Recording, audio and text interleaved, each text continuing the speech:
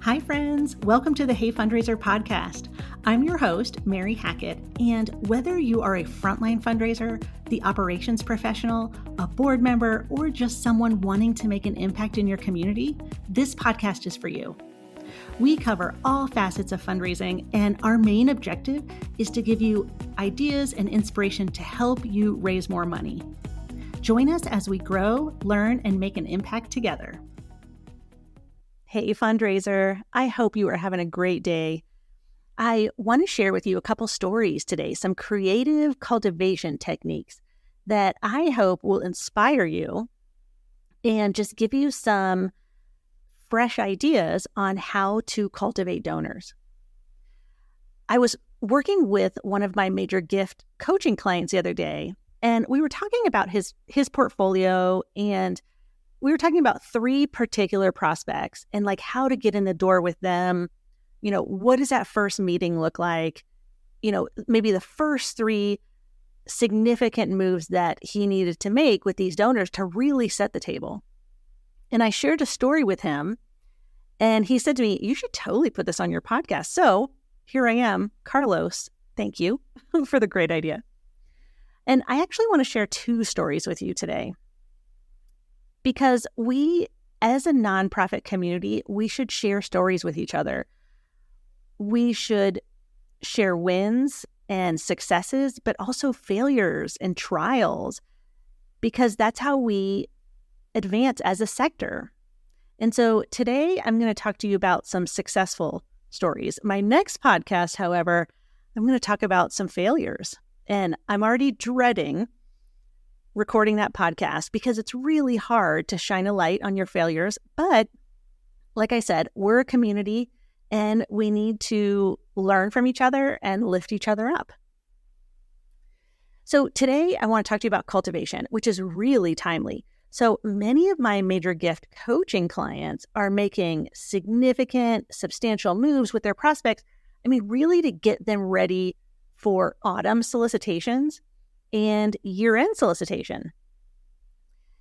I spent half of my career in major gifts in healthcare, so both of the stories I'm going to share with you today are from healthcare. However, I hope you'll become inspired by the techniques and adapt them for whatever part of the nonprofit community you're affiliated with, whether it's education or youth development or animals environment or advocacy. These are techniques that although I use them in healthcare, you should use them, adapt them, and hopefully it will spark some creative cultivation techniques for you. So my first story, this was in the early 2000s, and I was early in on my career. And this man, his name was Chauncey. He was on my radar. I knew he had made a handful of major gifts to other organizations. He was a widower and he lived alone. He was also in his early 70s. And one day I decided to call him. Now, I'm making this sound very easy breezy. Back in the early 2000s, when I was just starting out as a major gift officer, I was scared to call anybody.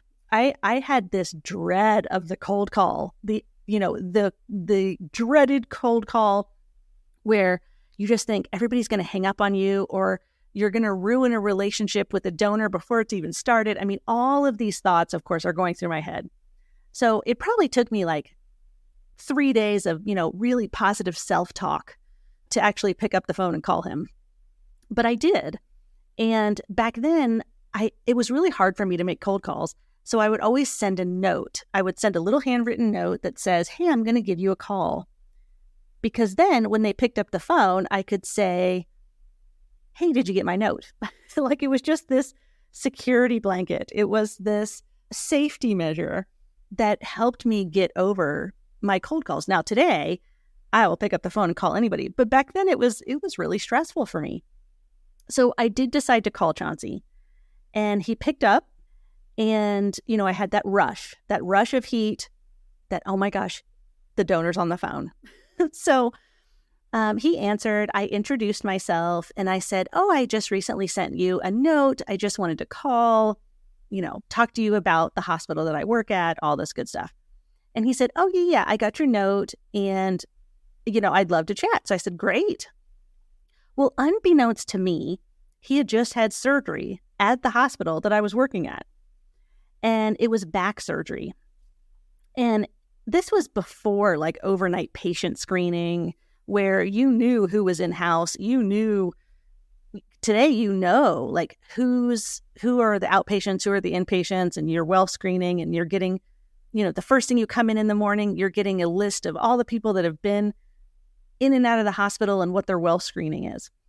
Well, this was way before that. So I didn't realize that he had been in the hospital. So he's sharing with me that he had had back surgery and that he couldn't really meet with me because he couldn't really leave the house.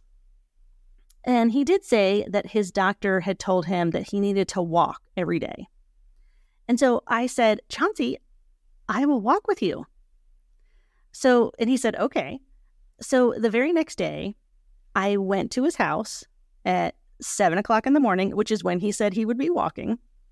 I took off my heels, put on my gym shoes, and was thinking, we are going to go for this brisk walk. No.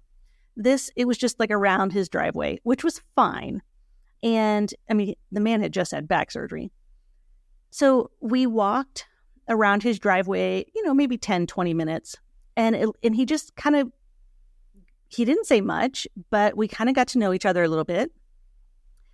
And I said, can I come back tomorrow and walk with you again? And he said, of course. So I walked with Chauncey 3 or 4 days a week for 6 months. Somebody recently said to me like, oh, it's like your own little personal walkathon, which it kind of was. And I never thought about it like that, but it kind of was. Now, Chauncey lived in a big, beautiful home, and he had this nice paved, very flat driveway. And it was circular around his home, but if you walked to the street and back, it was probably about a half mile. So over the next several months, I walked with him. I went to his house at 7:00, took off my heels, put my gym shoes on, and we walked. Now, sometimes we didn't say much. Sometimes he talked about his wife, who had, passed away years ago. Sometimes we talked about the weather. Sometimes we just walked. But there was something, I think, very comforting to him that he wasn't walking alone. And I could see him getting stronger. I could see him walking more. I mean, every week we would make it closer to the street and we would turn around and go back to his house. Now, in this time, which was really only like 30 minutes together, every morning, 3 or 4 mornings a week, I would tell him a little bit about the hospital, what was going on. He would tell me what's going on in his life. We would talk about current events. I mean, it was a very easy relationship build. And 6 months into it, I had said to him, I would like to ask you for a gift at some point. And he said, that would be lovely.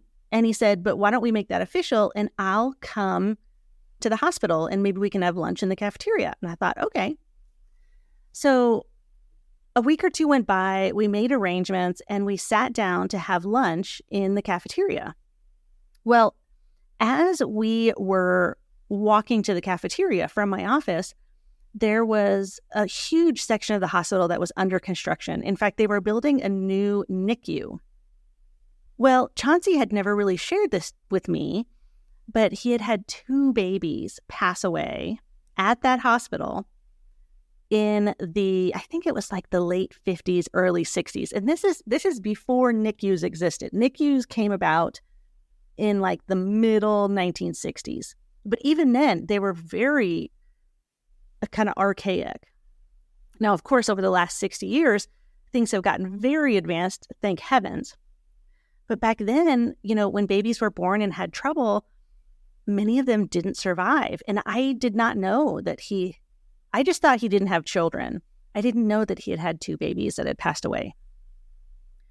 Well, he ended up sharing that with me over lunch. And as we had walked to the cafeteria, I had said, oh, we're building a new NICU and, it's going to have all these cool things and all this stuff. Now, I had planned to ask him for a $250,000 gift to support surgery which was what he had had. He had had back surgery. It was very successful. He was getting stronger. He loved his physician. He loved all of his care team. And so I thought, oh, well, I'll just ask for $250,000 for general surgery.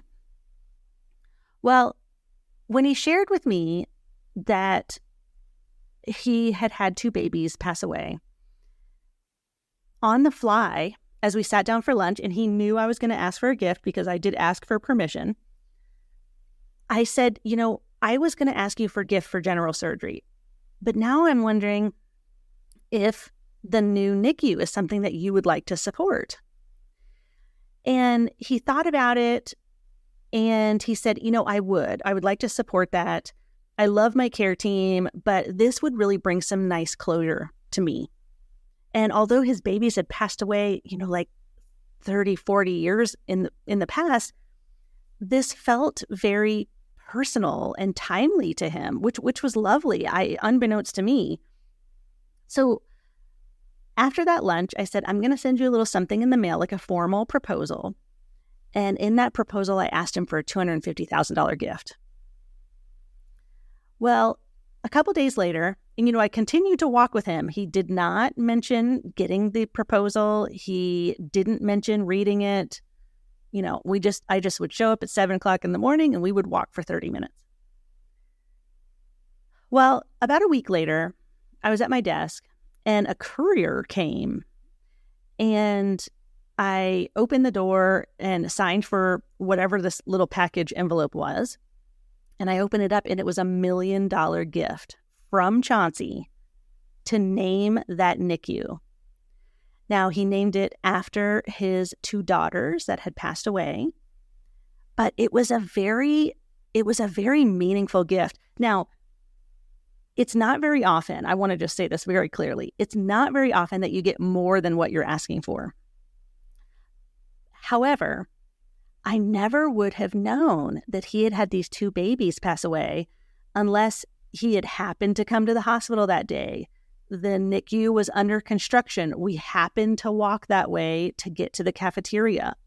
And I had spent months and months and months walking with him to recover from back surgery, and that he felt comfortable enough to share with me that he had lost 2 children, which I can't even imagine what that would be like. So Chauncey has since passed away. I mean, we're talking 20 years ago, this gift was. But I learned a lot from him. I learned a lot about cultivation and letting the donor set the pace and just spending time with donors. There always didn't have to be an agenda. There always didn't have to be this, overarching thing that needed to be accomplished at every single meeting. And I learned from that cultivation technique that sometimes it's okay just to spend time. I mean, he was getting to know me, I was getting to know him, and it took 6 months of walking, my own personal walkathon, to get that gift. And so I wanted to share that with you because it's a little different, and that's what I had shared with Carlos, and he said, you should record that. And so there it is. Okay, my second story is same hospital. This was a Catholic hospital that I worked at, and this hospital was building a new facility in a neighborhood that was kind of north of the hospital. And that community did not have any healthcare choices. So this was like a big deal that a hospital was coming into the community. I mean, no longer did people have to drive 30 or 40 minutes to get cancer treatment or have a primary care physician and, have lab work or x-rays. Like, this was a really big deal. However, and this happens often in healthcare fundraising, is that your healthcare leadership moves much quicker than the foundation and oftentimes forgets to tell the foundation of their plans. So we had heard at the foundation that they were building this new building, and we really only had they'd already purchased the land. We'd only had about 8 months to raise money. Now, the hospital, they didn't technically need the money.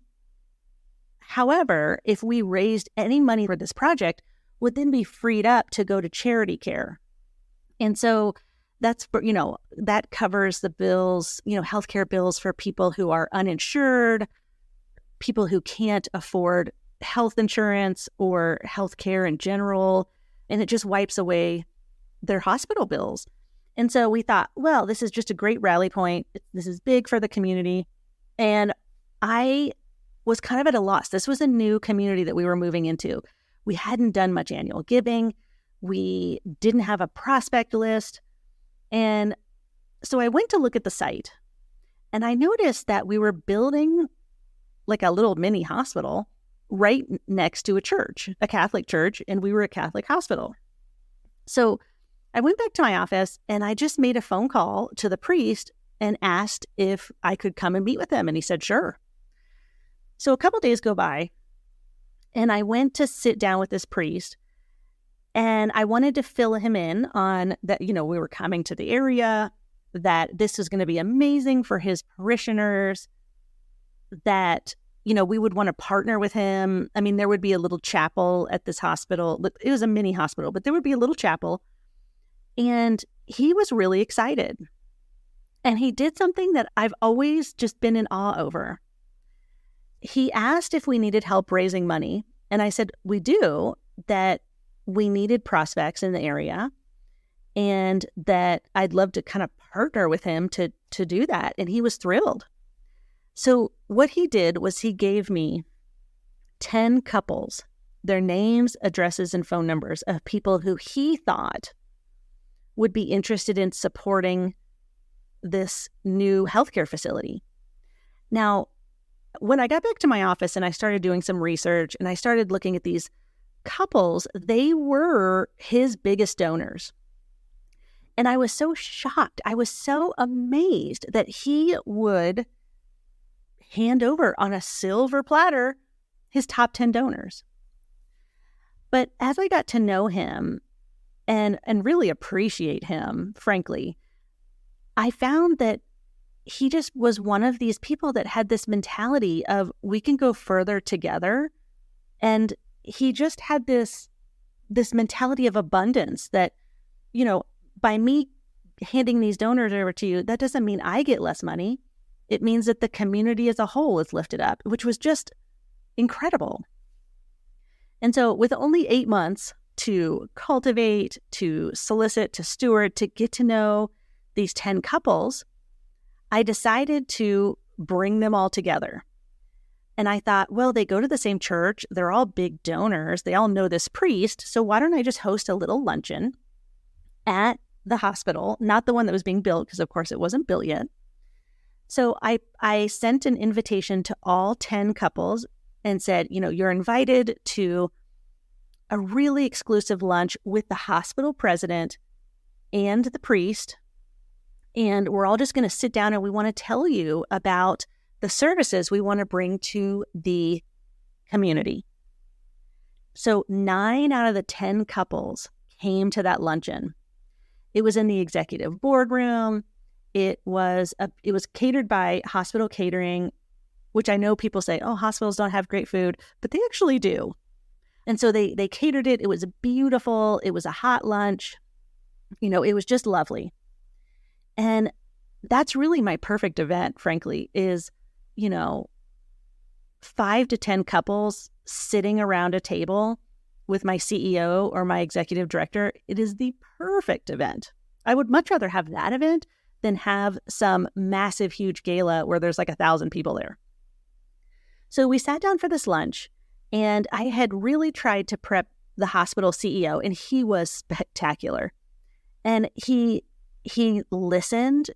The group laughed. They shared stories. The hospital CEO talked, he didn't over communicate. He didn't take up all the airspace. He just spent, 10 minutes talking about what's going to be in that facility. And he asked really great questions about what do you think the community needs? And it was a lively, fun, amazing discussion. Now, after those 10 couples left, and that, I asked, when they would show up, I would meet them down at the hospital entrance, and I would walk them one by one back up to the executive boardroom. Well, then after lunch, I escorted everybody back. That group, I knew they were amazing donors. I mean, they just got to sit down with a hospital president for lunch. They were treated like insiders. They knew what was coming to the community. They had a say. They literally were at the table when the hospital CEO was saying, what do we need for this community? And they could share their ideas. Well, the very next day, my sole purpose was to follow up with every single one of those 9 couples that showed up. I actually followed up with the 10th couple, but that's a whole other story.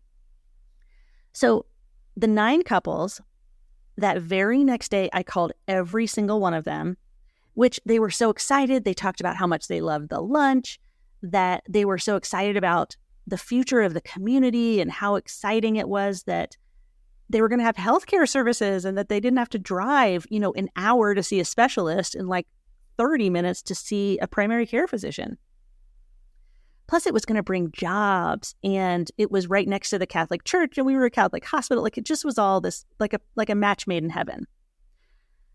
So after I called each couple, I made an appointment with every single couple so over the next 2 weeks, I had these 9 really important meetings.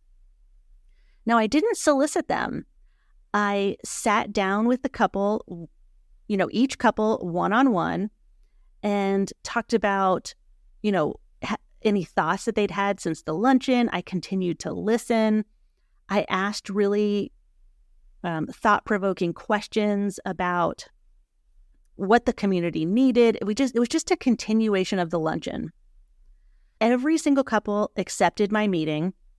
Every single couple was excited to meet.